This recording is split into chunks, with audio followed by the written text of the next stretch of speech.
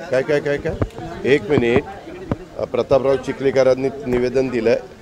आम्ही सातत्याने मुख्यमंत्री, दोन्ही उपमुख्यमंत्री, आम्ही सगळेजण ह्याबद्दलचा एकंदर जी परिस्थिती निर्माण झाली त्याच्यावर देखरेख ठेवून आहोत. जिथं जिथं ताबडतोब ज्या गोष्टीचे निर्णय घेण्याची गरज असेल तशा प्रकारचे निर्णय पण घेतो आहे. आत्ता पुण्यामध्ये खडकवासल्याचं पाणी वरची सगळी धरणं सोडल्यामुळं पातळी वाढत चाललेली आहे, परंतु तिथं जिल्हाधिकारी, नंतर PMC कमिशनर आणि बाकीची जी यंत्रणा SDRF, NDRF या सगळ्यांना अलर्ट राहायला सांगितलेलं आहे. काही भागामध्ये पाणी जास्त झालेलं आहे, तिथल्या लोकांना स्थलांतर करायला सुरुवात केली. नदीला पाणी आल्यामुळं खडकवासल्याचं धरणाचं त्यामुळं पाण्याची पातळी, जे खालचे पूल आहेत ते पाण्यामध्ये गेलेले आहेत. तिथली रहदारी पूर्णपणे थांबवलेली आहे. कुठल्याही परिस्थितीत कुणी तिथं धोकापत करू नये अशा प्रकारच्या सूचना दिल्या आहेत. कोल्हापूरला पण पाण्याची पातळी वाढत चाललेली आहे. कदाचित धोका पातळी ओलांडण्याची शक्यता आहे आणि त्याच्यावर तिथल्याही सगळ्यांना, म्हणजे जलसंपदा विभाग असेल, रेव्हेन्यू विभाग असेल, पोलीस विभाग असेल, ह्या ज्या ज्या यंत्रणा अशा काळामध्ये राज्य सरकारच्या वतीनं काम करत असतात, महानगरपालिका असतील, ह्या सगळ्यांना सतत सूचना देऊन त्यांना कुठली अडचण आली तर ताबडतोब सोडवण्याचं काम केलं जातं. आत्ता पण मी तुमच्याशी बोलून डिझास्टर मॅनेजमेंट ही आपल्या मंत्रालयामध्ये पहिल्या मजल्यावर आहे, तिथंच मी त्या ठिकाणी चाललेलो आहे. सुट्ट्या अनेक ठिकाणी जाहीर केलेल्या आहेत. वसई विरार पण मोठ्या प्रमाणावर पाण्यामध्ये गेलेलं आहे. तिथं काही भाग स्मार्ट रोड वगैरे असा एरिया जो ओळखला जातो, तिथलाही भाग बराचसा पाण्यात गेलेला आहे. जिथं नांदेडमध्ये काही गावांना मध्ये वेढा पडलेला होता, त्यातल्या अक्षरशः त्या गावांच्या लोकांची घरं ही पार पडून गेलेली आहेत.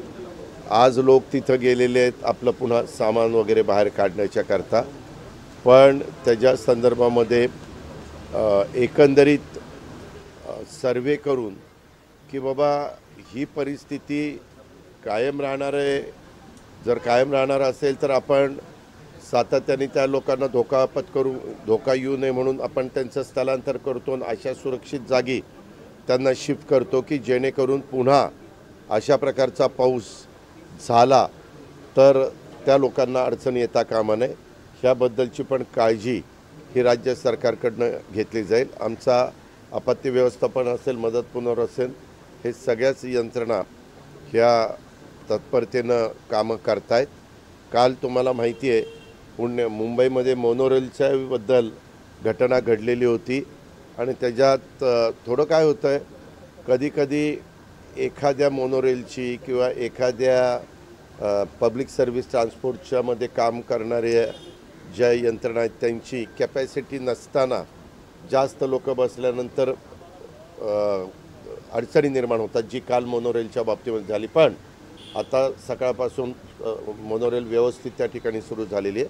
माझं नागरिकांना पण आव्हान आहे की अफवांच्यावर विश्वास ठेवू नका, घाबरून जाऊ नका आणि साधारण त्या बसची, त्या मोनोरेलची, त्या वाहनाची जेवढी कॅपॅसिटी आहे तेवढीच साधारण बसली किंवा काही काही ठिकाणी आपल्याला नावा पण करावं लागतात, बोटी कराव्या लागतात. त्या बोटीमध्ये पण असणारी कॅपॅसिटी लक्षातमध्ये घेऊन तेवढेच लोक जर बसले तर त्यांना सुरक्षित ठिकाणी आणता येईल, परत दुसरी ट्रिप करता येईल, तिसरी ट्रिप करता येईल.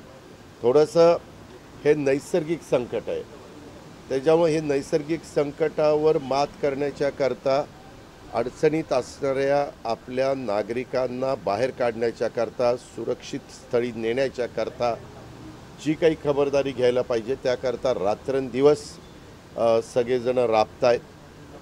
कुठंही दुर्लक्ष होता कामा नये ह्याबद्दलची काळजी आमचं सरकार घेत आहे, सरकारी यंत्रणा घेते आणि त्याच्यामध्ये नागरिकांनी पण सहकार्य करावं असं माझं आव्हान आहे. विरोधकांकडनं कुठेतरी मोनोरेल संदर्भात प्रश्न उपस्थित कोणी? विरोधकांकडनं अंबादास दानवे असतील किंवा मग नाही, मी तुम्हाला सांगू का, मोनोरेलच्या बद्दल अशा प्रकारचा प्रसंग झाल्यानंतर खरं त्याच्यात राजकारण न आणता पहिल्यांदा आपल्या नागरिकांना कसं मदत करता येईल. आता ती मोनोरेल हे बंद पडल्यानंतर कारण काय झालं ते पण त्याच्या टेक्निकल लोकांनी सांगितलं की त्याच्या कॅपॅसिटीपेक्षा काही टन लोक जास्त बसलेली होती आणि त्याच्यातून तिथं आतमध्ये ते थोडेसे गुदमरण्यासारखी परिस्थिती निर्माण झालेली होती. अर्थात त्याच्यातनं एक काच फोडल्यानंतर 3 ठिकाणी शिड्या लावण्यात आल्या आणि त्याच्यातून मग लोकांना बाहेर काढलं. थोडासा वेळ लागला, परंतु पहिल्यांदा जे अतिशय घाबरून गेलेले होते त्यांना बाहेर काढण्याचा प्रयत्न केला. त्यामध्ये देखील आम्ही सगळेजण लक्ष ठेवून होतो, यंत्रणा तिथं होती. आणि अशा वेळेस जे काही संकट आलं हे मुद्दाम कुणी केले का, जास्त लोक बसल्यामुळं ते झालं आणि त्याच्यानंतर पुन्हा पूर्ववत मोनोरेल सुरू पण करण्यात आली. नागरिकांना सातत्याने आव्हान गेले 2 दिवस पत्रकार मित्रांनो, तुम्ही पण तुमच्या वेगवेगळ्या चॅनलला दाखवताय, रेड अलर्ट आहे.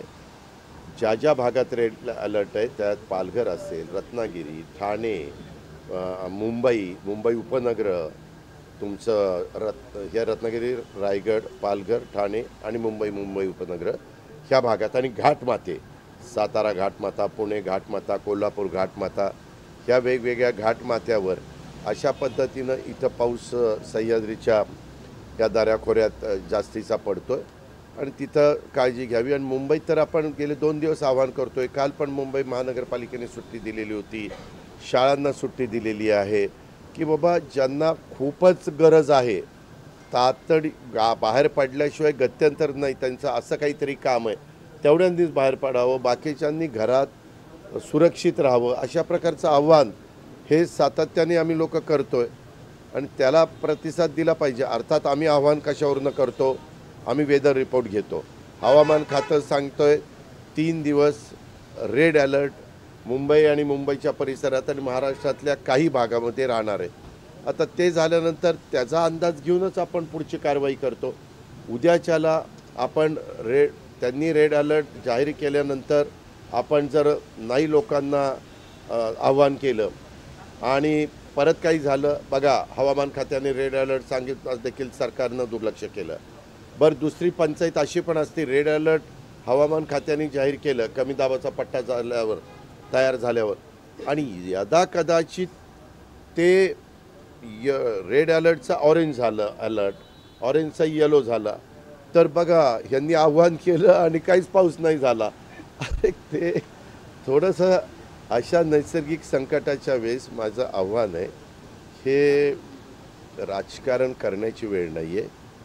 त्याच्यामध्ये अनेक राज्य सरकारं आली गेली, प्रत्येकजण आपापल्या कारकिर्दीमध्ये काम करत असतं, पण त्याच्यामध्ये जे काही आता काहींनी वक्तव्य केली, काळजी घेण्याचं काम आता मध्ये तुम्हाला माहिती आहे लोकलमधले काही लोक खाली पडले म्हणून आता आपण लोकलला AC मध्ये रूपांतर करून त्याला दरवाजे करतोय ना, आपली हीच भूमिका आहे. आता आपल्या इथं बहुतेक ठिकाणी ह्या रेल्वे, मेट्रो, लोकल ह्या सगळ्या इलेक्ट्रिकवर चालतात.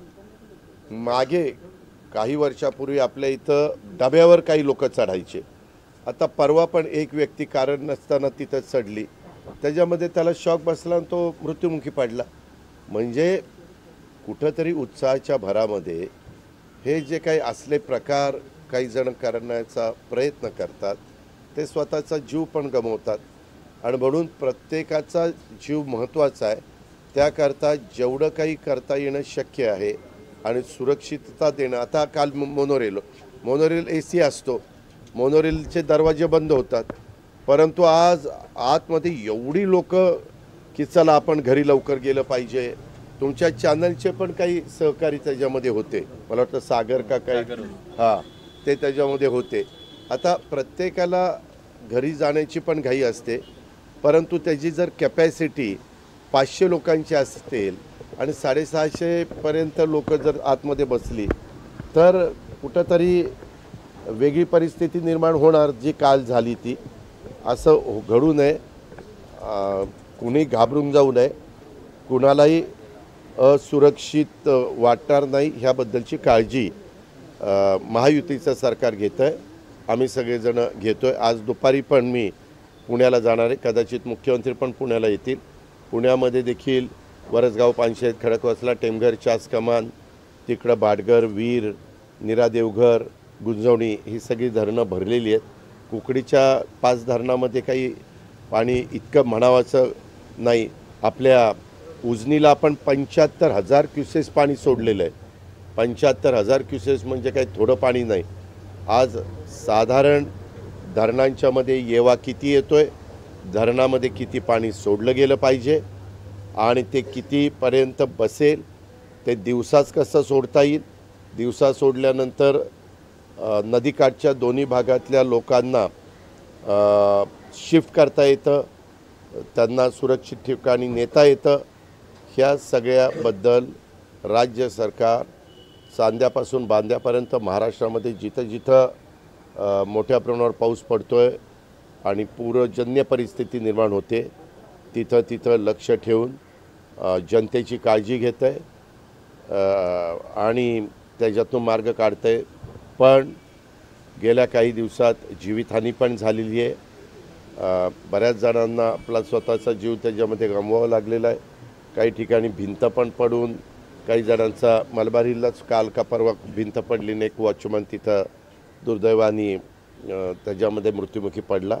अशाही घटना घडत आहेत आणि म्हणून